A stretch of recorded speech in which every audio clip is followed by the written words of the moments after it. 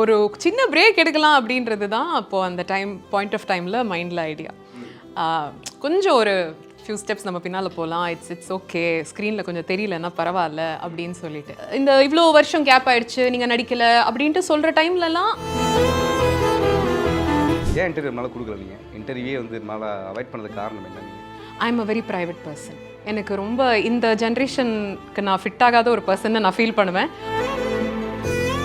And உங்கள் ரெண்டு ஒரு கேள்வி இருக்கும் என்னன்னா வந்து இப்போலாம் வந்து ஈஸியாக சினிமாக்குள்ளே வந்துடலாம், அண்ட் வந்து இன்ஸ்டாலேயோ இல்லை சீரியல்லையோ வந்து வந்துடலாம். இப்போ அப்போ அந்த பேரியர் இருந்துச்சு, அந்த இந்த சீரியல்லேருந்து சினிமாவுக்கு போகிறது பயங்கர டஃப்பாக இருந்துச்சா? ஏன்னா ஒன்ஸ் நீங்கள் வந்து சீரியலில் வந்து கமிட் ஆகிட்டு ஒரு ஜேர்னி நீங்கள் கடந்து வந்துட்டிங்கன்னா உங்களுக்கு ஏதாவது ஹீரோயின் சான்ஸ் தேடி வந்திருக்கா? இல்லை வந்து ஹீரோயின் சான்ஸ் தேடி வந்து வீட்டில் தான் வேணாம்னு சொல்லிட்டாங்க. ஆமாம், ஆண்பாவம் பொல்லாததுக்கு அப்புறம் இந்த படம் வருது அப்படிங்கும்போது இன்னும் கொஞ்சம் கான்சியஸாக இருக்க வேண்டியது அவுட்லேயும் படத்தை எப்படி கொண்டு போய் சேர்க்க போகிறோன்றதுலையும் வேணால் இன்னும். ராமின் லீலா வந்து கம்ப்ளீட் என்டர்டெய்னர். ஸோ இதுக்குள்ளார ஹியூமன் வேல்யூஸை பேசியிருக்கோமா அப்படின்னா அப்பா பையனோட ரிலேஷன்ஷிப் பற்றி ஒரு லைன் ஒன்று போகும். அது வந்து தமிழில் வந்து இன்ட்ரெஸ்ட் ஆகிறீங்க. இப்போ இந்த படம் வந்து உங்களுக்கு எப்படி வந்திருக்கு ராமின் லீலா? இல்லை நான் அதுதான் நான் வந்து இங்கிலீஷ் டைப் பண்ணி வச்சுருந்தேன், இது நான் கேட்குறேன். நான் how you came in to this movie? Rio is known for his charm and comic timing. As a director, what was it like collaborating with him on Raman Leela? And what did he bring to the film that surprised you the most? நான் தான் Sarathkumar sir மாதிரி பேசுகிறேன். ஆனால் இப்போ இந்த area உங்களுக்கு எவ்வளோ எமோஷனலாம்? நான் சன் டிவி பக்கத்தில் அந்த ஹோட்டலுங்கிற போட்டு வரும்போது எப்பவுமே ஒரு ஆங்கராக வந்திருப்பீங்க, இப்போ ஒரு ஆக்டராக வந்து உள்ளே வரும்போது அப்படிங்கும்போது எப்படி இருந்துச்சு உங்களுக்கு? என்னெல்லாம் மெமரிஸ்லாம் ஓடிச்சு? நான் கொஞ்ச நேரம் சன் டிவி வாசலில் வண்டி பாட்டி பில்டிங்கை பார்த்துட்டு ஒரு காஃபி சாப்பிட்டு அதுக்கப்புறம் தான் இங்கே வந்தேன். நான் பஸ்ஸு பிடிச்சி வந்தவன், அந்த பஸ் ஸ்டாப் தெரிஞ்சுதுன்னா அங்கே இறங்கி நடந்து வந்தேன்னா எனக்கு 1 கிலோமீட்டர் டிஸ்டன்ஸ் தான். அந்த நாலேஜே இல்லாமல் நான் எம்ஜிஆர் சமாதிக்கிட்ட இறங்கி அங்கேருந்து நடந்து வரணுன்றது தான் எனக்கு தெரியும். ஹாலிடேஸ்னாலே அது நம்ம GT Holidays தான். GT Holidays, South India's #1 travel brand. You know you are special when you're with GT Holidays. Doctor Sreevarma's wellness Guruji ஆயுர்வேத மருத்துவ முகாமில் பங்கு பெற 9500946634 என்ற எண்ணை தொடர்பு கொள்ளவும். நம்ம சென்னை சில்க்ஸின் ஆடி பிளாஸ்ட், சேவிங்ஸும் பிளாஸ்ட், கலெக்ஷனும் பிளாஸ்ட். கனடா தமிழர்களுக்கு வணக்கம். இப்போ நம்ம கூட யார் இருக்காங்க பார்த்தீங்கன்னா, அதாவது வந்து ராமின் லீலா டீம் இருக்காங்க. வணக்கம். வணக்கம். அதாவது என்னன்னா, நீங்கள் வந்து இன்டர்வியூ நடுவில் ஒட்டு கேட்டேன். இன்டர்வியூ முடியும் போது ஸ்டார்ட் இன்டர்வியூ என்ன அப்படின்னு கேட்டீங்க. அதுக்கு நான் வந்து எக்ஸ்பிளைன் சொல்லிடுறேன். நாங்கள் எல்லாம் ஒரே கேள்வி கேட்போம், நீங்கள் மாற்றி மாற்றி ஆன்சர் பண்ணணும். இதுதான் ஸ்டார்ட் இன்டர்வியூ. இது வந்து சிம்பிளாக புரிய வச்சுக்கிறேன். அது ஏன் இந்த படத்தை சூஸ் பண்ணீங்க? எனக்கு 16 வருஷம் கேப். ஆக்சுவலி 17 இயர்ஸ் ஆயிருக்கு. 17 இயர்ஸ் ஆச்சு. 17 இயர்ஸ் ஆயிடுச்சு கேப். அப்போ ஒரு சின்ன பிரேக் எடுக்கலாம் அப்படின்றது தான் அப்போது அந்த பாயிண்ட் ஆஃப் டைமில் மைண்டில் ஐடியா. கொஞ்சம் ஒரு ஃபியூ ஸ்டெப்ஸ் நம்ம பின்னால் போகலாம், இட்ஸ் ஓகே, ஸ்க்ரீனில் கொஞ்சம் தெரியலன்னா பரவாயில்ல அப்படின்னு சொல்லிட்டு. அது இவ்வளோ நாள் ஆகும்னோ, இப்போ இந்த படத்தை நான் பண்ணுவேன்னோ அப்படிங்கிறது எதுவுமே அப்போ பிளான் கிடையாது. கொஞ்ச நாள் ஆனதுக்கப்புறமா ஆஃபர்ஸ் வந்துட்டே தான் இருந்தது. பட் எனக்கு வந்து ரோல் சாட்டிஸ்ஃபேக்டரியாக இருக்கலை, பண்ணினதே திருப்பி பண்ணுற மாதிரி ஒரு சின்ன ஃபீல் இருந்தது. ஸோ பெர்ஃபார்மன்ஸ்க்கான ஸ்கோப் இருக்கிற இடத்துல நான் புதுசாக ஏதாவது கற்றுக்கிறதுக்கு ஒரு ஆப்பர்ச்சுனிட்டி ஃபார் க்ரோத். இந்த இவ்வளோ வருஷம் கேப் ஆயிடுச்சு, நீங்கள் நடிக்கலை அப்படின்ட்டு சொல்கிற டைம்லலாம் என்னோட லைஃப் ஒரு கம்ப்ளீட் எக்ஸ்பீரியன்ஸாக, ஒரு பெட்டர், இன்னும் ஒரு ஃபுல்லி ரவுண்டட் பர்சனாக ஆகிறதுக்கான ஒரு ஆப்பர்ச்சுனிட்டியாக தான் நான் அதை பார்க்குறேன்.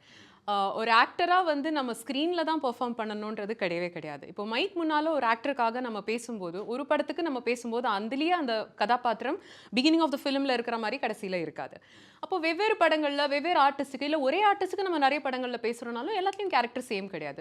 ஸோ அங்கே குரல் வழியாக நம்ம நடிக்கும்போது சும்மா வாய்ஸ் மட்டும் வந்தால் பத்தாது, ரைட்? அழணும், சிரிக்கணும், கத்தணும், எல்லாமே இருக்கும். ஸோ ஆஸ் அன் ஆக்டர் அங்கேயுமே பெர்ஃபார்ம் பண்ணுறதுக்கான ஸ்கோப் இருக்குது. ஒரு ஆர்ஜேவா ரேடியோவில் ஒர்க் பண்ணும்போது எனக்கு வசனமே கிடையாது, நான் அன்றைக்கி பேசுகிறது தான் டயலாகு, நான் இன்னைக்கு இயல்பாக பேசணும், என்னோட ஓன் ஸ்கிரிப்ட் தான் அது, ஒரு நாள் ஒரு மாதிரி ஷோ பண்ணணும். So everything was a learning experience. அப்போதை விட இப்போது I think I become a much more matured person அப்படின்ட்டு நான் ஃபீல் பண்ணுறேன். So this gap has been good for me. பெட்டரா? ஓகேவா? சூப்பர். ஏன் இன்டர்வியூ மேலே கொடுக்கல? ஏன் இன்டர்வியூ மேலே கொடுக்கல? நீங்கள் இன்டர்வியூவே வந்து மேலே அவாய்ட் பண்ணதுக்கு காரணம் என்ன? நீங்கள் I am a very private person. எனக்கு ரொம்ப இந்த ஜென்ரேஷனுக்கு நான் ஃபிட் ஆகாத ஒரு பர்சன் நான் ஃபீல் பண்ணுவேன். உட்காந்தா எழுந்தா ஃபோட்டோலாம் எடுத்து போடுறதெல்லாம் என்னால் முடியாது. எனக்கு என்னோட லைஃப் லிவ் பண்ணணும், இல்லைனா டெய்லி ஏதாவது கான்டென்ட் போடணும் அப்படிங்கிற மாதிரி ஒரு ஃபீல் இருக்கும். அது எனக்கு ரொம்ப பிடிக்காது. எனக்கு என்னோட ப்ரைவசி ரொம்ப வேல்யூ பண்ணுற ஒரு பர்சன். அதனால ஐ கீப் இட். என்னோட ஒர்க் வந்து ஸ்க்ரீனில் தெரியுது. நான் பேசுகிறேன்னா கேட்குது, நான் நடிக்கிறேன்னா நீங்கள் பார்ப்பீங்க. ஸோ அது வழியாக தான் என்னோட communication. I don't like to share much. அது ஒரு 3 வருஷமாக வந்து உங்களுடைய ஆக்டிங் வந்து அவ்வளோ கொண்டாடுறாங்க. இவர் ஏன் இன்னும் தமிழ் சினிமா வந்து இன்னும் நிறைய யூஸ் பண்ணிக்கலாமே அப்படின்னு வந்து நிறைய கமெண்ட்ஸ்லாம் பார்க்க முடியுது. அப்படிங்கிறப்போ அது எப்படி இருக்குது இப்போ வந்து அந்த வரவேற்பு? நல்லா இருக்குது, எனக்கு பிடிச்சிருக்கு. இதுக்கு தானே நம்ம அத்தனை வருஷம் வெயிட் பண்ணது. ஸோ விடுதலைக்கு அப்புறம் இட் இஸ் பிக்கப் ஆகிட்டு இருக்கு. ஒவ்வொரு கேரக்டரையும் அடாப்ட் ஆகுறது எப்படி? ஏன்னா இப்போது அன்பை நாளில் அவ்வளோ காமெடியாக இருக்குது, பிராமணிலாவே அவ்வளோ காமெடியாக இருக்குங்கிறப்போ, ஜம்மால் ஒரு வில்லன், விடுதலையில் ஒரு வில்லன் அப்படிங்கிறப்போ ஒவ்வொரு கேரக்டர் எப்படி அடாப்ட் பண்ணிக்கிறீங்க நீங்கள்? காமெடி அண்ட் வந்து இப்போ வில்லனிசம் எல்லாமே பேசிக்லி என்னென்னா நம்ம பண்ணுறதை விட அந்த கேரக்டர் எப்படி எழுதப்பட்டிருக்குங்கிறதுல தான் 80% இருக்குது. அந்த எழுத்தில் வந்து அந்த டெப்த் இருக்கும்போது இன்னொரு 20% வந்து எக்ஸிக்யூஷன் தான், அது நம்ம பண்ணிக்கலாம். ஸோ நான் நீங்கள் சொன்ன எல்லா கேரக்டருமே, விடுதலை ஆகட்டும், ஜமா ஆகட்டும், இதாகட்டும், இப்போ ராமின் லீலா, எல்லாமே நல்ல எழுத்து இருக்குது. அந்த எழுத்து இருக்கிறதுனால தான் வந்து நம்மளால் அந்த டெப்த் கொண்டு வர முடியுது. எழுத்துலேயே அது இல்லைன்னா நீங்கள் கேரக்டர் நீங்கள் ஒன்றும் பண்ண முடியாது, ஒரு ஆக்டர் ஒன்றும் பண்ண முடியாது. நீங்கள் வந்து எவ்வளோ கவனமாக இருக்க வேண்டியது. ஏன்னா ஆண் பாவம் போல் அது வந்து பேய் ஹிட் அப்படிங்கிறப்போ அடுத்த ஸ்கிரிப்ட் சூஸ் பண்ணும்போது தமிழ் சினிமா நமக்கு ஒரு இடம் வேணும் அப்படின்னு பிராமிசிங் ஆக்டராக மாறிட்டீங்க. அப்படி இன்னும் எவ்வளோ கவனமாக இருக்க வேண்டியது. பிராமிலில் ஏன் சூஸ் பண்ணீங்க? ராமின் லீலா ஜோ முடிஞ்சோனையுமே சூஸ் பண்ணது, ஆண்பாவம் போல அதுக்கப்புறம் இல்லை. ஸோ இந்த படத்துக்கு அப்புறம் இந்த படம் அப்படின்றது வந்து நான் பண்ணுற ப்ராமிஸில் தான் இருக்கே தவிர படம் என்ன வணிகமாக என்ன பண்ணுதுன்றதை வச்சு அடுத்த படத்தை டிசைட் பண்ணலை.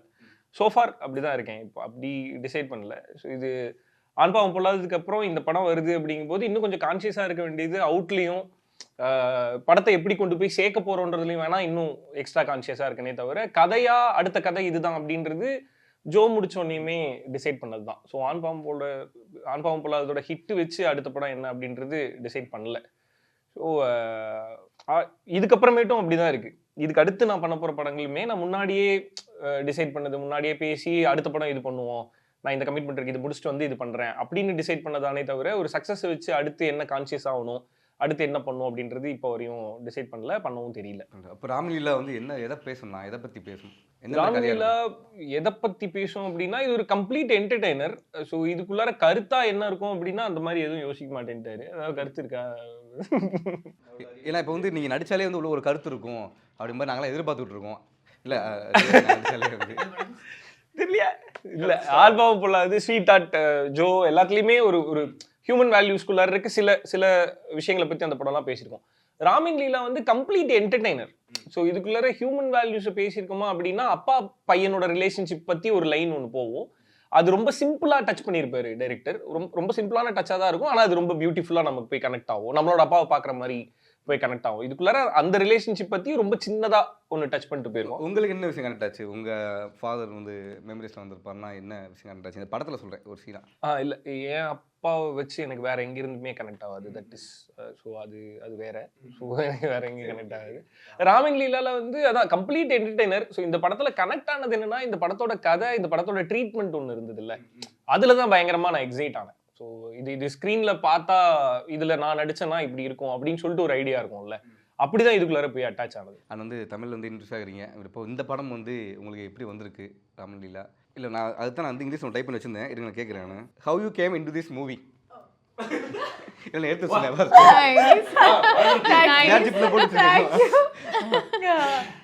So I went about, there's an audition, tough audition I would say. Our director put me through one of a long monologue scene and he liked the performance. He believed in me and I'm so grateful for this opportunity, and that's how I came about Ramin Leela.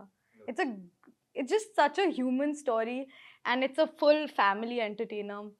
So when you'll watch it, you'll feel you can connect to all the characters. There's nothing so far removed from anyone else, so you can really believe in the story. நீ சொல்றது எல்லாமே பொய் மாதிரியே பார்க்குறாங்களே இவங்க எல்லாருமே. வந்து அவங்களுக்கு புரியாதெல்லாம் என்ன ட்ரான்ஸ்லேட் பண்ணுங்க. இல்லை அப்படி பார்க்கல, புரியாமல் பார்த்துக்கிட்டு இருக்கோம். ஓ அப்படியா? ஆமாம், இப்போ எப்படின்னா ஃபாலோ பண்ணி தான் நாங்கள் அண்டர்ஸ்டாண்ட் பண்ணோம். ஓகே இதுதான் சொல்லியிருக்காங்க அப்படின்னு நாங்கள் கண்டுபிடிக்கிற மாதிரி இருக்கு. நீ வந்து சொன்னீங்க வந்து இன்டர்வியூ முன்னாடி நான் ஹீரோயின் பக்கத்தில் உட்காருவேன் அப்படின்னு சொன்னீங்க. அப்போலாம் வந்து இவர் வந்து உங்களை பேம்பர் பண்ணுவாரா? இல்லை அப்போ இல்லை இங்கெல்லாம் உட்காந்துருக்கணும். நீங்கள் மேமோட பயங்கரமான ஃபேனா? நீங்கள் எப்போ வந்து ஃபேன்? ஆமா, அதனால தான் திருப்பி அவர் சின்ன வயசுல இருந்து சொல்வாரு இதெல்லாம் வேண்டாத கேள்வி. ஏன் இதுல இருந்து கட் பண்ணி போடுங்க. சின்ன வயசுல இருந்து ஃபேன். சின்ன வயசுல ஃபேன்.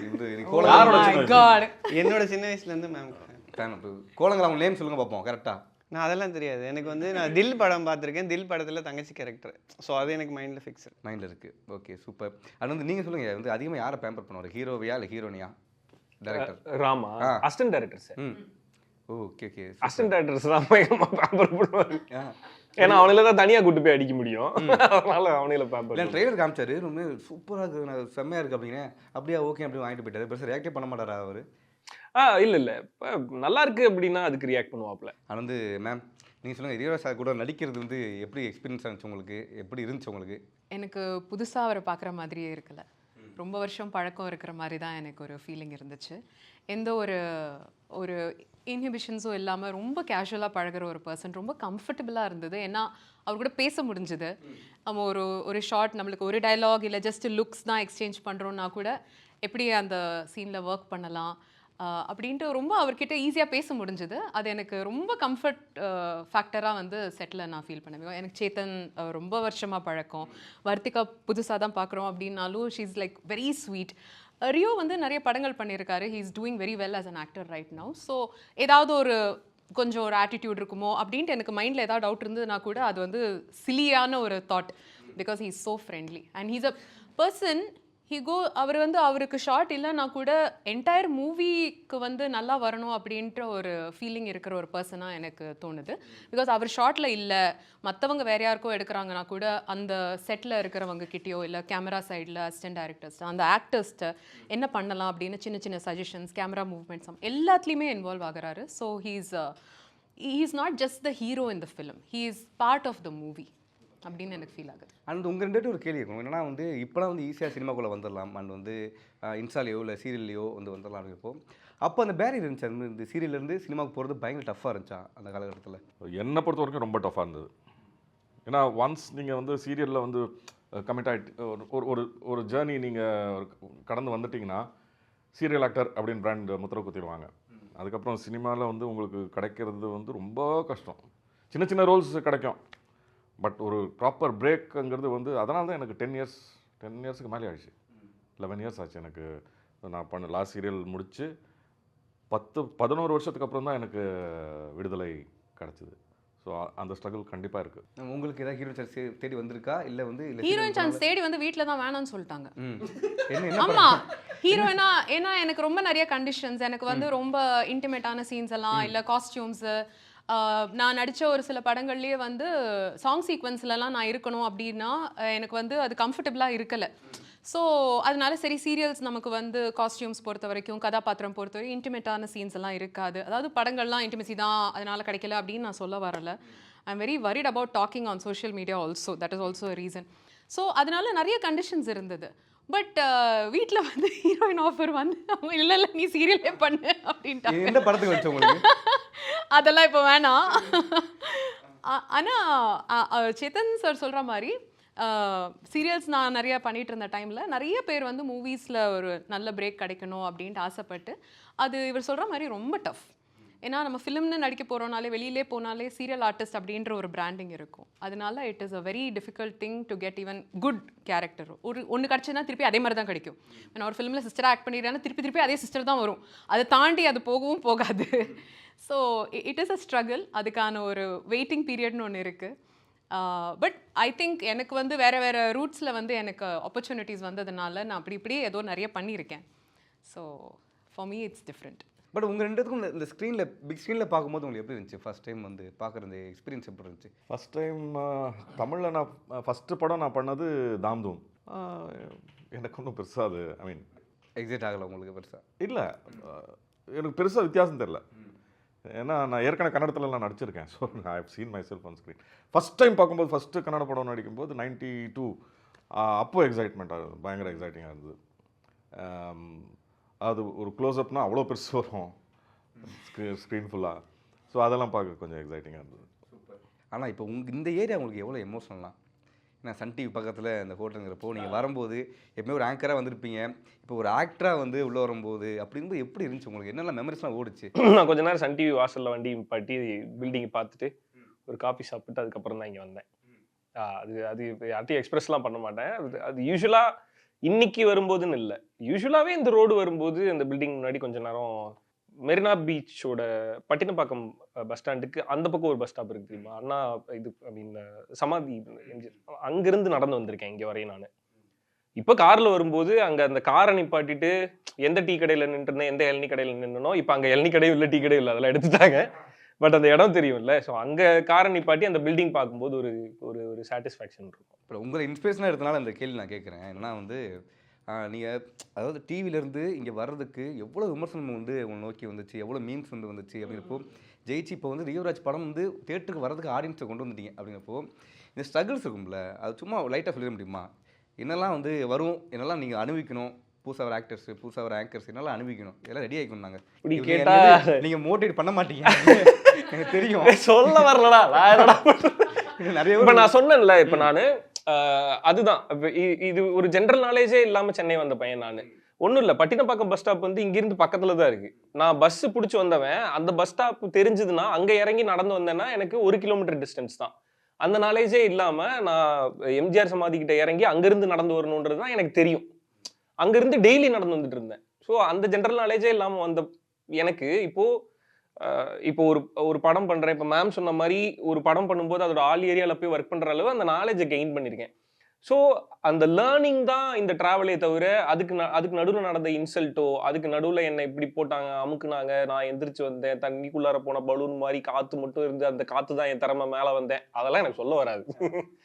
ஸோ இந்த ட்ராவலில் ஜென்ரல் நாலேஜே இல்லாமல் சுத்தமாக ரொம்ப அமெச்சூராக வந்த ஒரு பையன் இவ்வளோ தூரம் வரும்போது அதுக்கு கற்றுக்கிறதுக்கு நான் ரெடியாக இருந்தேன்ல, அவ்வளோதான். இப்போ எல்லா ஆர்டிஸ்ட்டுக்கிட்டையும் அவனோட ஃபர்ஸ்ட் ஆடிஷன் கேட்டின்னு வச்சுக்கேன், அங்கே என்னை அவமானப்படுத்தினாங்கன்னு சொல்லுவாங்க.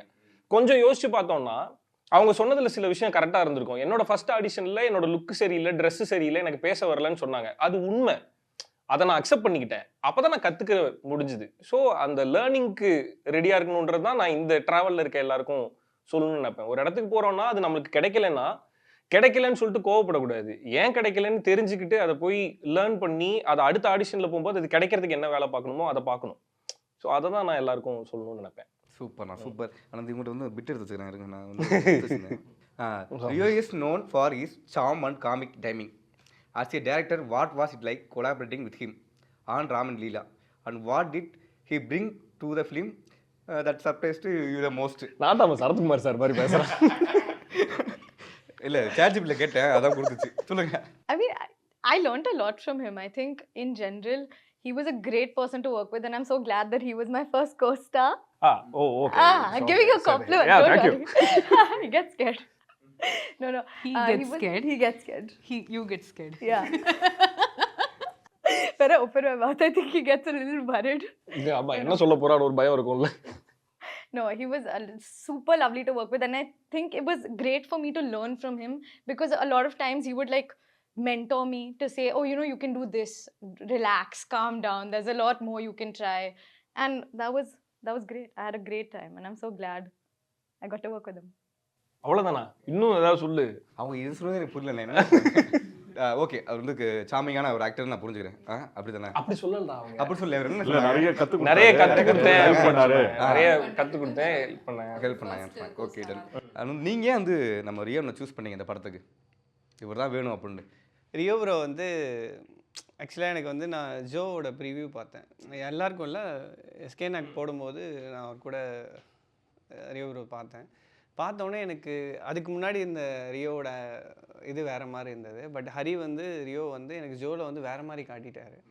ஸோ எனக்கு அவரை பார்க்குறப்ப நாள் நல்லா நடிக்கிறானே அப்படின்னு ஒரு சமயம் பிடிச்சிருச்சு.